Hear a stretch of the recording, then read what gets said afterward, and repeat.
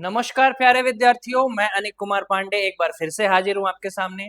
District education office Gopalganj की तरफ से एक बार फिर से आपका हार्दिक स्वागत और अभिनंदन करता हूं। तो जैसा कि आप सभी जानते हैं कि हमारे क्लास 10th केमिस्ट्री के सेशन चल रहे हैं और जिसमें अभी हम अपना chapter number 4 carbon and its compound यानी कार्बन और उसके यौगिक की शुरुआत कर चुके थे। और ये पार्ट जो आप आज देख रहे हैं, इससे पहले हमारे 8 पार्ट ऑलरेडी स्ट्रीम हो चुके हैं, जिसमें हमने एज पर क्लास 10th के सिलेबस जो भी इंपॉर्टेंट टॉपिक्स थे बिल्कुल बेसिक्स से लेकर डिस्कस किए हैं, जिसमें आपको एक एक टॉपिक को अलग अलग क्लासेस के माध्यम से आपको समझाने का प्रयास किया गया है।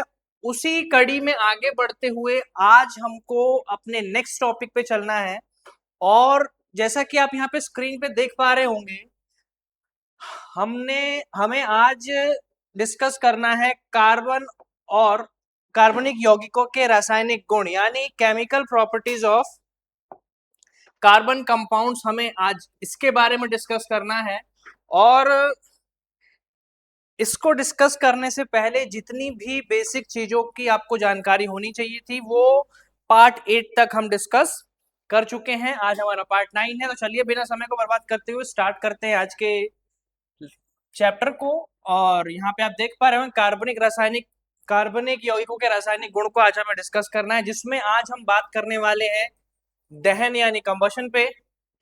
उसके बाद हमें ऑक्सीकरण को भी डिस्कस करना है। हालांकि कुछ हद तक इनके बारे में हम अपने पिछले चैप्टर जैसे जब हमने केमिकल रिएक्शन और इक्वेशन यानी जो रासायनिक अभिक्रिया और समीकरण में इन पे बात की थी, उन्हीं चीजों को आगे बढ़ाते हुए कुछ और इंपॉर्टेंट पॉइंट जो एज पर क्लास 10th के सिलेबस में जरूरी है वो हम डिस्कस करने वाले हैं। उसके बाद आज की क्लास में जो तीसरा रासायनिक गुणधर्म आपको यहाँ पे दिखाई दे रहा होगा वो है संकलन अभिक्रिया यानी एडिशन रिएक्शन को भी हम यहाँ पर देखने वाले हैं।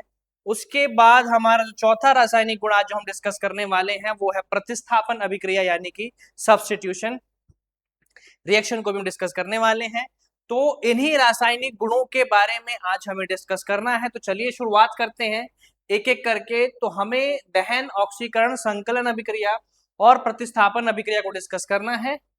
तो आइए एक एक करके शुरुआत करते हैं। तो जैसा कि आप यहाँ पर देख पा रहे होंगे कि दहन क्या है, तो सभी कार्बनिक यौगिक वायु या ऑक्सीजन में जलने पर जो अभी देखिए, अब कार्बनिक अलग अलग कार्बनिक यौगिकों के बारे में हम पढ़ चुके हैं।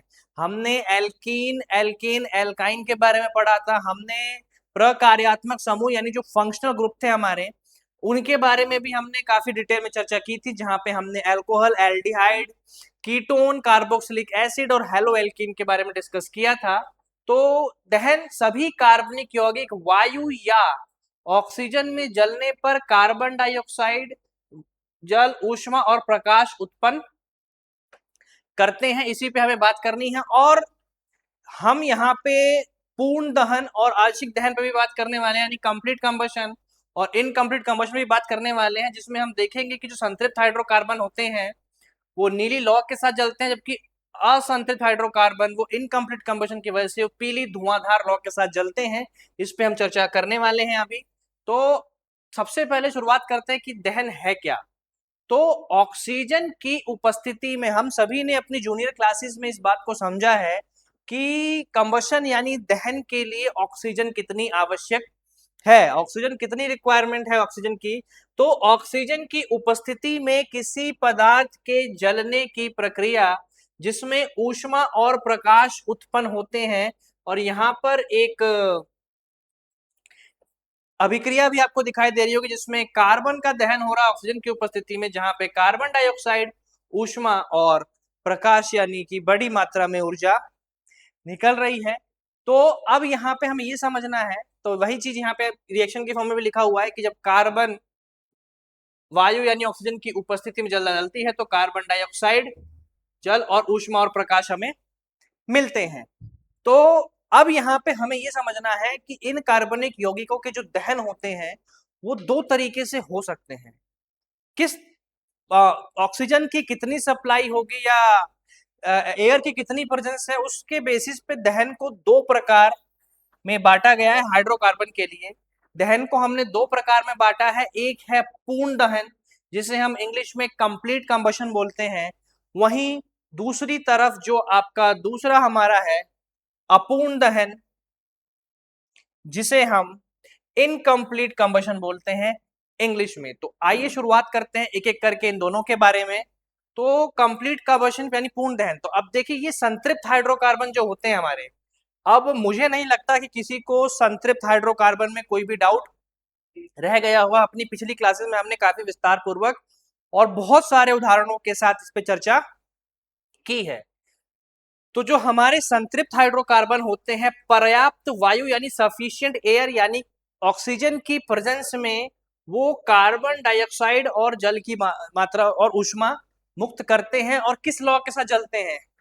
लगभग नीली लॉ। और इसके कुछ उदाहरण मैंने आपके लिए रखे हैं। हमारे जो एलपीजी का दहन जो होता है जिसपे हम अपने घरों में खाना बनाते हैं, तो वो इसी प्रकार के दहन यानी पूर्ण दहन में आएगा। लेकिन हमें ये भी ध्यान रखना है कि दहन अपूर्ण भी होता है, इनकम्प्लीट भी होता है। वो दहन कैसे होंगे? तो जब हमारे असंतृप्त हाइड्रोकार्बन होंगे।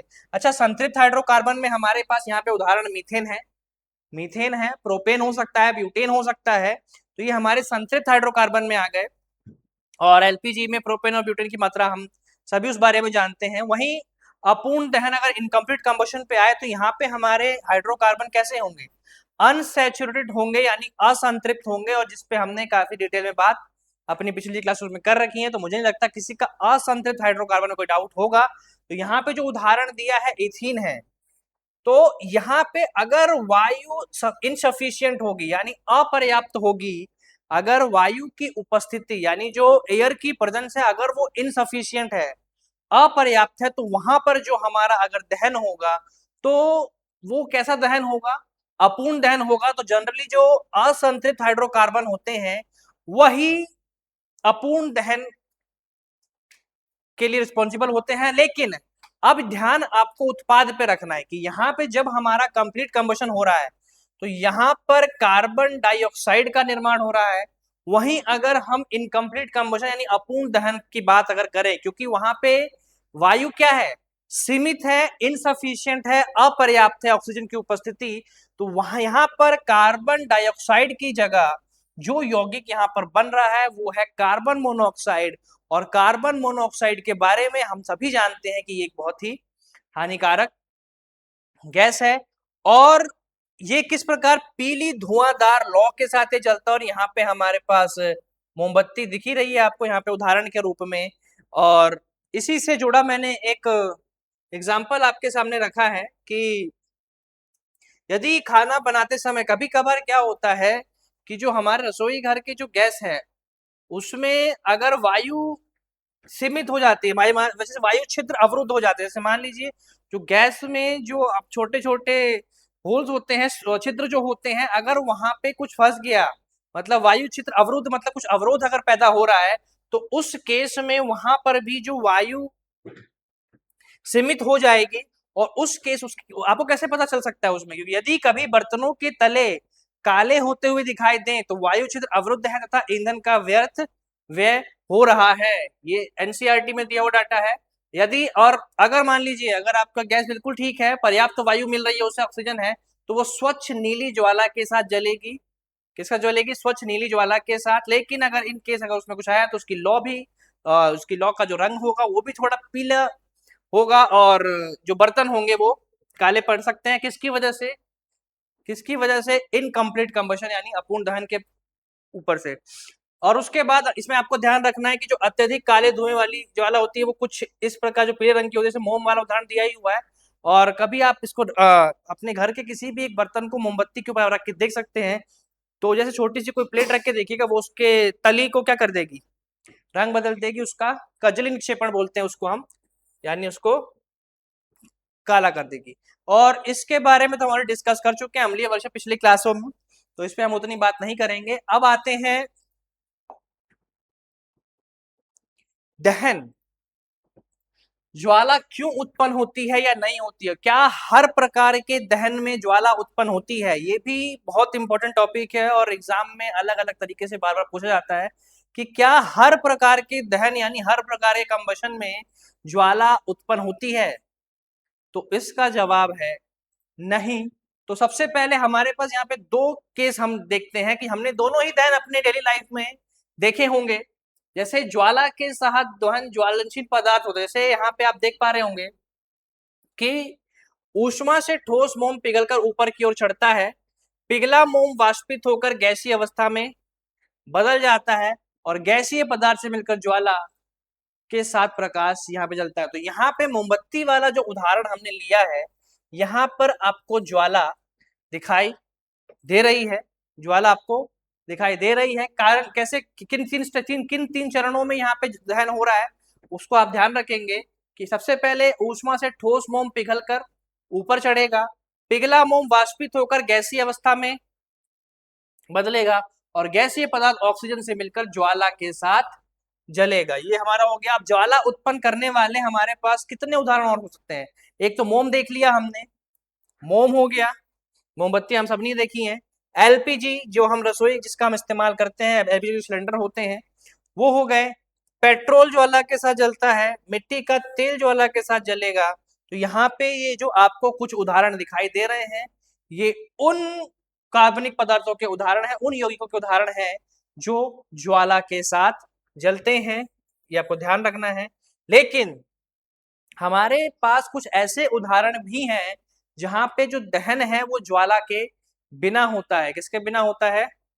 ज्वाला के बिना। हम सभी ने कोयले को देखा होगा, कोयले को जलते हुए आपने देखा होगा, उसमें कोई लौ नहीं निकलती, उसमें हमारे पास कोई फ्लेम नहीं होता। पर ऐसा ये इसका ये बिल्कुल मतलब नहीं है कि वहां पे ऊष्मा नहीं उत्पन्न होगी या जो दहन है वो नहीं हो रहा। दहन भी हो रहा है लेकिन बिना ज्वाला के, यानी बिना लौ के। तो सबसे पहले आपको इस उदाहरण में जो कोयले का जो उदाहरण है, इसी के साथ साथ हम गर्म लोहे का उदाहरण भी देख सकते हैं कि वहां पर भी जो है हमें ज्वाला यानी लौ हमें वहां पर भी दिखाई नहीं देती। तो आइए पहले चरण को देख लेते हैं। जलते समय गैसीय पदार्थ वाष्पित नहीं होते हैं, कार्बन ठोस अवस्था से सीधे ऑक्सीजन से अभिक्रिया करता है और दहन बिना ज्वाला के केवल चमक और ऊष्मा के साथ होता है। तो ये कोयले में हम सभी ने देखा होगा। कोयले के अलावा हम कौन सा उदाहरण ले सकते हैं? लोहे को। तो ज्वाला उत्पन्न नहीं करने वाले के पास हमारे पास कितने उदाहरण हो सकते हैं? और यहाँ पे अच्छा निष्कर्ष क्या निकला यहाँ पे कि यहाँ पे कोई ज्वाला नहीं है, क्या है? केवल चमक है। तो ये दोनों ही प्रकार के दहन होते हैं, लौ के साथ भी और लौ के बिना भी। तो यहाँ पे जब हमने लौ के साथ जिन जो उदाहरण देखे थे, वहां पे हमारा मोम, एलपीजी, पेट्रोल और मिट्टी का तेल था। वहीं ज्वाला उत्पन्न जहां पर नहीं होती वहां पे हमारा कोयला हो सकता है, लोहा हो सकता है, कोक हो सकता है। तो ये कुछ इस प्रकार के दहन हैं जहां पर ज्वाला उत्पन्न नहीं होती है। तो हमें ध्यान रखना है कि हमेशा ज्वाला उत्पन्न हो ऐसा जरूरी नहीं है, कभी कभार केवल चमक भी होता है और वहां पर भी ऊष्मा उत्पन्न होती है। तो उम्मीद है कि आपको ये टॉपिक क्लियर होगा। चलते हैं अपने नेक्स्ट टॉपिक की तरफ, जिसमें आप यहाँ पे देख पा रहे होंगे, ये भी एनसीईआरटी में एक बॉक्स में एक इन्फॉर्मेशन आपको दी हुई है और इसके बारे में आपने जूनियर क्लासेस में काफी पढ़ा है। एक बार क्विक रिकैप करेंगे हम फटाफट से इसका। हम सभी जानते हैं कि जो कोयला और पेट्रोलियम के जो उत्पाद हैं वो जीवाश्म ईंधन कहलाते हैं। जीवों से प्राप्त होने वाले, पेड़ पौधे और जीव जंतुओं से प्राप्त होने वाले जो ईंधन है उन्हीं को हम जीवाश्म ईंधन बोलते हैं। तो इसी को हमने दो कैटेगरी में रखा है, एक कोयले के निर्माण और दूसरा जो हमारा पेट्रोलियम प्रोडक्ट जो यानी जो पेट्रोलियम निर्माण। अब देखिए दोनों को कैसे फॉर्मेशन होता है, कैसे ये बनते हैं, उसके बारे में आपने जानकारी होगी आपको। एक बार क्विक रिकैप करते हैं हम कि लगभग हजारों लाखों साल पहले जो पृथ्वी पर दलदली क्षेत्र या घने जंगल थे, प्राकृतिक आपदाओं के कारण, बाढ़ जैसी प्राकृतिक प्रक्रियाओं के कारण जंगल मिट्टी के नीचे दब गए। अब उसमें पेड़ पौधे कई होंगे, जीव जंतु कई प्रकार के जो होंगे। अत्यधिक दबाव और ताप, अत्यधिक ताप और दाब पर वो कहाँ दब गए? जंगल में मिट्टी के नीचे दब गए, बहुत ही ज्यादा तापमान और बहुत ही ज्यादा दाब पर, यानी हाई टेम्परेचर और हाई प्रेशर पे। तो जैसे जैसे वे गहरे दबते गए, ताप और दाब अपने आप बढ़ता गया और कोयले का निर्माण उसी प्रकार हुआ और इसको बनने में लगभग लाखों करोड़ों साल लगे हैं। उच्च दाब और उच्च ताप में मृत वनस्पति धीरे धीरे कोयले में परिवर्तित हो गई। इस प्रक्रिया को हम कार्बनीकरण कहते हैं। तो ध्यान रखना है कि अगर आपसे एग्जाम में पूछता है कि कार्बनीकरण क्या है, तो ये यहाँ पे जो वेरियस स्टेप लिखे हुए हैं, यानी जो जीवाश्म ईंधन के निर्माण तक का जो यहाँ से शुरू हुआ था, जंगली क्षेत्र से बनने से लेके कुछ प्राकृतिक आपदाओं के आने के बाद अत्यधिक ताप और दाब पर जो वनस्पति थे वो धीरे धीरे दबते चले गए उस ताप और दाब के कारण, और धीरे धीरे वो कोयले में परिवर्तित हो गए। तो ऐसा नहीं है कि कोयले को हम कुछ सालों में बना सकते हैं, इसको बनने में काफी लंबा समय, लाखों करोड़ों साल लगते हैं, और इस प्रक्रिया को हम बोलते हैं कार्बनीकरण। तो कार्बनीकरण ध्यान रखना है, पेपर में कई बार रिपीट होता है कि कार्बनीकरण किसे कहते हैं, और उदाहरण भी आपसे पूछता है कुछ। इसी प्रकार जिस तरह कोयले के निर्माण की अगर हम बात कर रहे हैं, तो वहीं दूसरी तरफ पेट्रोलियम के निर्माण पर अगर हम आए, तो जो समुद्री जीव थे यहाँ पर क्या थे, जो वनस्पति थी पृथ्वी पर, या फिर जो थल पर रहने वाले जीव जंतु थे, उनकी बात यहाँ पे हो गई। वहीं दूसरी तरफ पेट्रोलियम के निर्माण की अगर बात करें, तो जो समुद्री जीव थे यानी पानी में रहने वाले जीव, पेट्रोलियम का निर्माण समुद्र में रहने वाले किससे हुआ है, समुद्र में रहने वाले जीवों से हुआ है। कैसे? मृत्यु और निक्षेप, जब ये जीव मरे उनके शरीर समुद्र की तलहटी में जमा हो गए, यानी जो सबसे निचला हिस्सा होता है समुद्र का, उसमें जमा हो गए, और वहां पर भी सेम चीज, दबाव और ताप की अनुपस्थिति, लाखों वर्षों में वायु की अनुपस्थिति, उच्च ताप और उच्च दाब में वो क्या हो गए, धीरे धीरे समय के साथ अपघटित हो गए, और पेट्रोलियम और प्राकृतिक गैस, मृत जीवों के अवशेषों का पेट्रोलियम और प्राकृतिक गैस में परिवर्तन हुआ, जो चट्टानों की परतों के बीच फंस गए, और वहीं से हमें वो आज प्राप्त होते हैं। हमने अलग अलग सोर्सेज के बारे में जाना है, तो इस प्रकार कोयले और पेट्रोलियम का निर्माण हुआ, इसके बारे में आपको जानकारी होनी चाहिए। चलते हैं अपने अगले टॉपिक की तरफ। तो जैसा कि ये सब चीजें जो भी है ये दहन से जुड़ी थी, इसीलिए हम इनको यहाँ डिस्कस किया। तो अभी हम अपना जो पहला रासायनिक गुण है, किसका पहला रासायनिक गुण है कार्बनिक यौगिक का, उसे समाप्त कर चुके हैं। तो चलते हैं अपने दूसरे रासायनिक गुण की तरफ, जो है ऑक्सीकरण। और ऑक्सीकरण यानी ऑक्सीडेशन के बारे में तो हमने पिछली चैप्टर्स में भी पढ़ा है। बिल्कुल सही आप समझ रहे हैं कि ऑक्सीजन का जुड़ना, हाइड्रोजन का हटना एक तरीके से ऑक्सीकरण होगा। लेकिन अब यहाँ पे आप ध्यान दीजिएगा कि किसी पदार्थ में ऑक्सीजन का जुड़ना या हाइड्रोजन का हटना, किसी पदार्थ में ऑक्सीजन का जुड़ना या हाइड्रोजन का हटना ऑक्सीकरण कहलाता है। इस पे हम ऑलरेडी पिछले चैप्टर में चर्चा कर चुके हैं।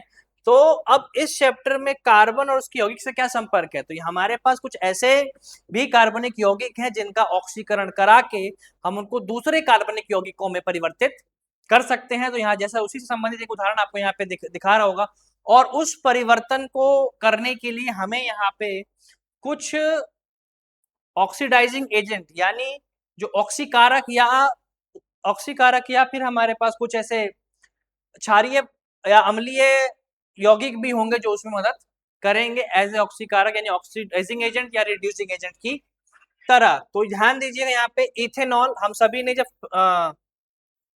प्रकार्यात्मक समूह के बारे में जब पढ़ा है, तो वहां पे हमने जाना था कि कैसे इथेनॉल बदल जाता है, किसमें,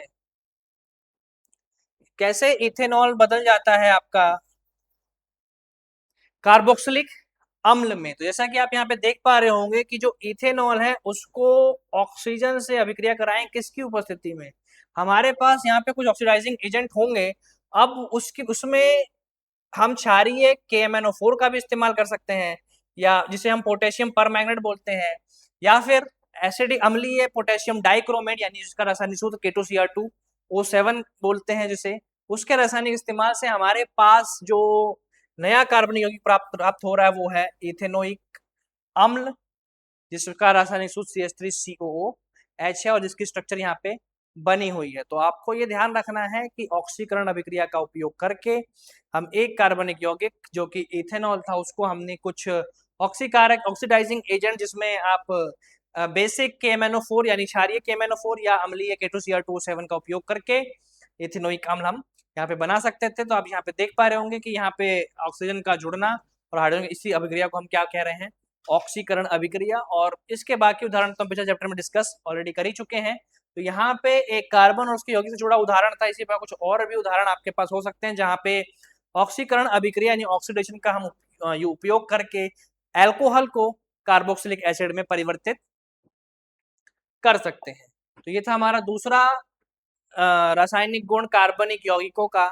अब आते हैं तीसरा रासायनिक गुण जो आपको यहाँ पे स्क्रीन पे दिखाई दे रहा होगा, और हमने आज बात भी की थी कि हम इस तीसरे रासायनिक गुण को भी डिस्कस करेंगे, जो है संकलन अभिक्रिया, या फिर इसी को हम अंग्रेजी में बोलते हैं एडिशन, या इसी को हम अंग्रेजी में बोलते हैं एडिशन रिएक्शन। तो आइए एडिशन रिएक्शन को समझते हैं।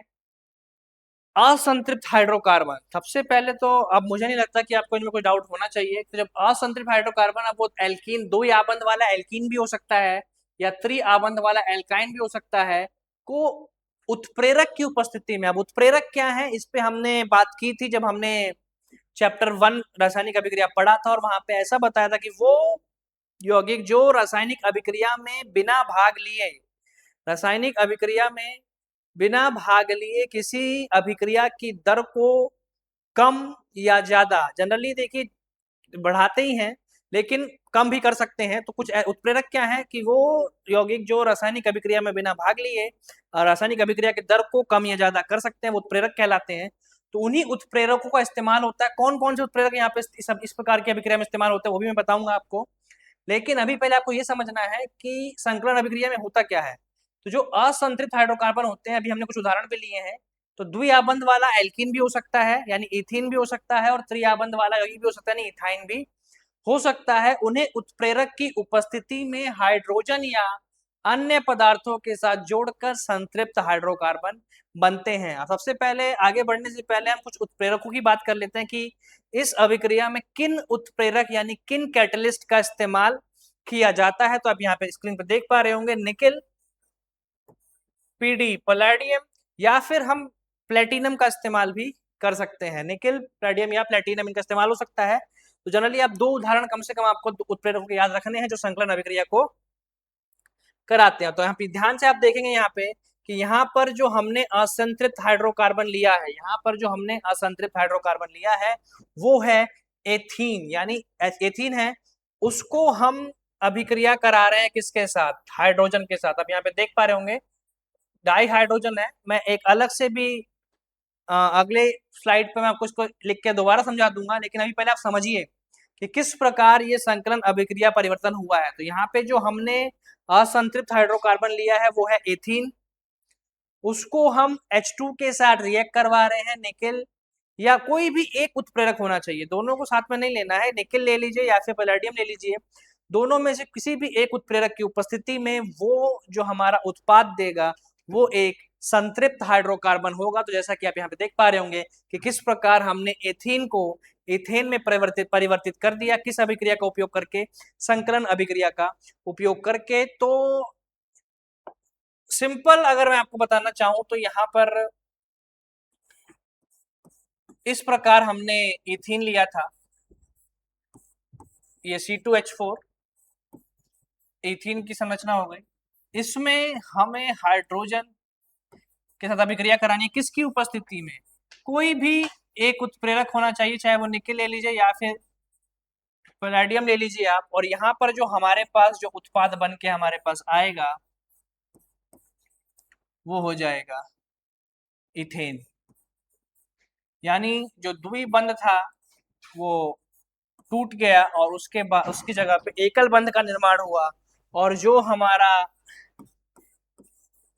इथीन था उसको हाइड्रोजन से अभिक्रिया करा के उत्प्रेरक निकेल और पैलेडियम में से किसी की भी उपस्थिति में हमें क्या प्राप्त हो गया, इथेन। तो इसी प्रकार की रासायनिक अभिक्रियाओं को हम क्या बोलते हैं, इसी प्रकार की रासायनिक अभिक्रियाओं को हम संकलन अभिक्रिया या एडिशन रिएक्शन बोलते हैं। अब ठीक इसी प्रकार हम एक किसी एल्काइन को भी ले सकते हैं, जिसमें मान लीजिए सपोज अगर हमने इथाइन लिया तो उसको हम पहले H2 से रिएक्ट करवाने के बाद उसको हम H2 से रिएक्ट करा के पहले हम उसको एक एल्कीन में बदलेंगे, और उसके बाद या फिर हम उसके 2 मोल अगर हम ले लेते हैं तो हम उसको किस में बदल सकते हैं, इथेन में। यानी हम इस प्रकार से इस अभिक्रिया का इस्तेमाल करके असंतृप्त हाइड्रोकार्बन को किस में बदल सकते हैं, संतृप्त में। और यहाँ पे इथेन हमारा संतृप्त हाइड्रोकार्बन का ही उदाहरण था। तो अब रासायनिक गुण को एक कदम और आगे बढ़ाते हुए रासायनिक गुणों को एक कदम और आगे बढ़ाते हुए हम चलते हैं अपने चौथे रासायनिक गुण की तरफ, जिसको हमने शुरू में बात की थी कि हमें जिस पे शुरू में बात करनी है वो है प्रतिस्थापन अभिक्रिया। कौन सी अभिक्रिया? प्रतिस्थापन अभिक्रिया। और इसी अभिक्रिया को हम इंग्लिश में बोलते हैं सब्स्टिट्यूशन रिएक्शन, जहां पर एक तत्व या एक यौगिक किसी दूसरे की जगह ले लेता है। तो यहाँ पे वही चीज यहाँ पे परिभाषा के रूप में लिखी हुई है कि एक ऐसी रासायनिक अभिक्रिया जिसमें किसी अणु के एक परमाणु या समूह को किसी अन्य परमाणु या समूह द्वारा हटा दिया जाता है, तो ये एक प्रकार के डिस्प्लेसमेंट रिएक्शन जैसा ही है प्रतिस्थापन अभिक्रिया। लेकिन हम यहाँ पे कार्बन के उदाहरण को लेके हम बात करेंगे इस बारे में। तो जैसा कि आप यहाँ पे देख पा रहे होंगे, संतृप्त हाइड्रोकार्बन का हैलोजनीकरण, यहाँ पे हमने मीथेन लिया है। मीथेन को क्लोरीन के साथ अभिक्रिया करवा के किसकी यहाँ पे उपस्थिति किसकी होनी चाहिए? यहाँ पे उपस्थिति होनी चाहिए सूर्य के प्रकाश की, यानी सनलाइट की प्रेजेंस होनी चाहिए। और एक एक करके चलिए मैं इस रासायनिक अभिक्रिया को आपको इस यहाँ पर समझाने का प्रयास करता हूं। तो सपोज यहाँ पे हमने मीथेन ले लिया, प्रतिस्थापन अभिक्रिया में मीथेन को हम रिएक्ट करवाएंगे क्लोरीन गैस के साथ, और इसमें हमें आवश्यकता होगी किसकी? सूर्य के प्रकाश की। किसकी आवश्यकता होगी? सूर्य के प्रकाश की। तो यहां पर क्या होगा, जो क्लोरीन है वो एक हाइड्रोजन को हटाकर उसकी जगह ले लेगा, और हमारे पास यहाँ पे सा उत्पाद यानी बाय प्रोडक्ट के रूप में HCl हमें मिलेगा। तो इसी प्रकार की रासायनिक अभिक्रिया जहां पे मीथेन में 4 हाइड्रोजन जुड़े हैं, लेकिन इन 4 हाइड्रोजनों में से एक हाइड्रोजन को क्लोरीन ने क्या कर दिया? प्रतिस्थापित कर दिया, उसके यौगिक से हटा के उसकी जगह ले ली और उसको क्या कर दिया? सह उत्पाद के रूप में निकाल दिया। तो ऐसा नहीं है कि ये अभिक्रिया केवल एक ही स्टेप में होती है, नहीं। तो यहाँ पे अगर हमें जो उत्पाद मिला है CH3Cl, अगर हम इसको दोबारा क्लोरीन के साथ अभिक्रिया कराएंगे, ठीक उसी प्रकार किसकी उपस्थिति में? सूर्य के प्रकाश की उपस्थिति में। यहाँ पर भी क्या होगा? सूर्य का प्रकाश की उपस्थिति में, तो वो एक और हाइड्रोजन को उसके यौगिक से हटा के उसकी क्या ले लेगा? जगह ले लेगा। क्या ले लेगा? जगह ले लेगा। और यहाँ पर भी आपको एक HCl निकलता हुआ दिखाई देगा। तो ऐसा नहीं कि यहीं पर रुक जाएगा, ठीक इसी प्रकार अगले स्टेप में यहाँ पे जो हमारा उत्पाद प्राप्त हुआ है, यदि उसको दोबारा से क्लोरीन के साथ अभिक्रिया करवाएंगे, किसकी उपस्थिति में? सूर्य के प्रकाश की उपस्थिति में। तो यहाँ पर भी वो इसमें से एक और हाइड्रोजन को हटा के उसकी जगह ले लेगा, और यहाँ भी एक HCl सह उत्पाद के रूप में बाहर निकल जाएगा। अगर इसको हम दोबारा से ले CHCl3, इसको पुनः हम रिएक्ट करवाएं किसके साथ? क्लोरीन के साथ। फिर से किसकी उपस्थिति में? सूर्य के प्रकाश की उपस्थिति में। तो यहाँ पर भी जो अब हमारा उत्पाद बना, वहां पर भी क्लोरीन ने इकलौते बचे हाइड्रोजन की जगह को ले लिया, और यहाँ पर भी जो हमारा उत्पाद बना वो कार्बन टेट्राक्लोराइड। तो अब हाइड्रोजन की उपस्थिति न होने की वजह से इसके ये रिएक्शन यहीं पे समाप्त हो जाएगी, और हमारा जो फाइनल प्रोडक्ट फॉर्म हुआ वो हो गया क्या? कार्बन टेट्राक्लोराइड यानी CCl4। इसका नाम आपसे पूछता है CCl4 के बारे में, ये आपको ध्यान रखना है। इसी अभिक्रिया को हम कौन सी अभिक्रिया बोलते हैं? संकलन अभिक्रिया, सॉरी संकलन नहीं, प्रतिस्थापन अभिक्रिया, सब्स्टिट्यूशन रिएक्शन, जो कि हमारा कौन सा रासायनिक गुण था? चौथा रासायनिक गुण था। यही रासायनिक अभिक्रिया जो आपको यहाँ पे इस वक्त सामने स्क्रीन पे दिखाई दे रही है, यही है हमारी प्रतिस्थापन अभिक्रिया। यहाँ पे कैसी रासायनिक अभिक्रिया हो रही है? प्रतिस्थापन हो रही है। और जो मैंने आपको यहाँ पे इमेज रखा है, वहां पर भी आप यहाँ पे देख पा रहे होंगे कैसे निर्माण हो गया कार्बन टेट्राक्लोराइड का। ये रिएक्शन फर्दर चलती रहेगी। और कुछ उदाहरण ये तो हम डिस्कस कर ही चुके हैं। कॉपर वाला उदाहरण हमने चैप्टर 1 में डिस्कस कर ही लिया था कि यहाँ पर भी जो अधिक क्रियाशील तत्व होता है वो कम क्रियाशील तत्व को उसकी यौगिक से विस्थापित कर दिया है। तो इस पे हम अभी उतनी बात नहीं करेंगे, हम अभी पढ़ रहे हैं कार्बन और उसकी यौगिक। तो यहाँ पर जो मैंने आपको एक उदाहरण असंतृप्त हाइड्रोकार्बन का हैलोजनीकरण बताया, जिसमें हमने मीथेन को बदलते हुए देखा कार्बन टेट्राक्लोराइड में, जिसमें हमें उसको क्लोरीन गैस से अभिक्रिया करवाना था और एक एक करके क्लोरीन ने हाइड्रोजन को उसके यौगिक से प्रतिस्थापित करता गया और उसकी जगह को लेता गया। तो इसी प्रकार की रासायनिक अभिक्रिया को हम बोलते हैं प्रतिस्थापन अभिक्रिया। कौन सी अभिक्रिया बोलते हैं?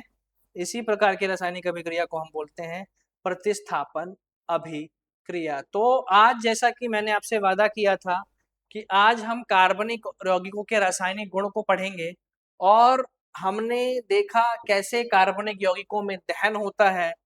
हमने नीली लौ, पीली लौ, पूर्ण दहन, अपूर्ण दहन के बारे में बात की। उसके बाद हमने दूसरी रासायनिक गुण ऑक्सीकरण पर भी चर्चा की है।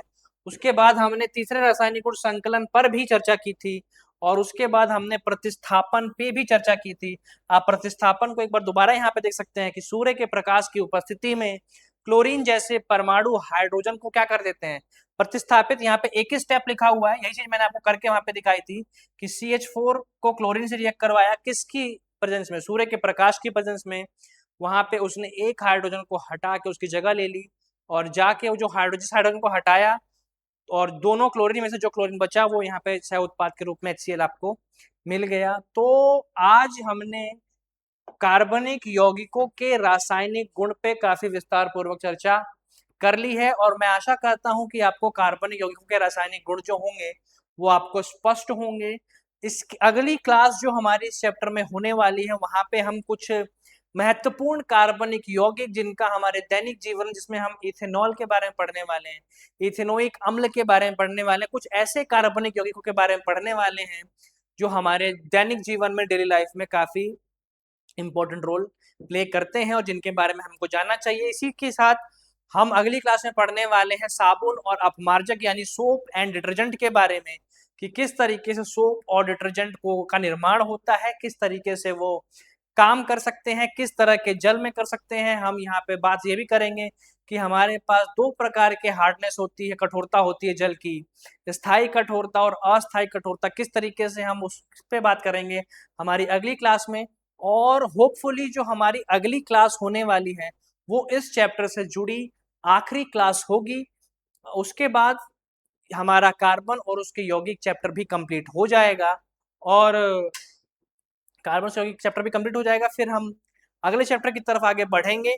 तो उम्मीद है कि ये क्लासेस आपको समझ में आ रही होंगी। इन केस कोई भी डाउट है आप वीडियो को बार बार प्ले कर सकते हैं, उसके बाद भी अगर कोई डाउट है आप कमेंट करके पूछ सकते हैं। तो आज की क्लास यहीं समाप्त होती है। अपना बहुत ध्यान रखिएगा। धन्यवाद।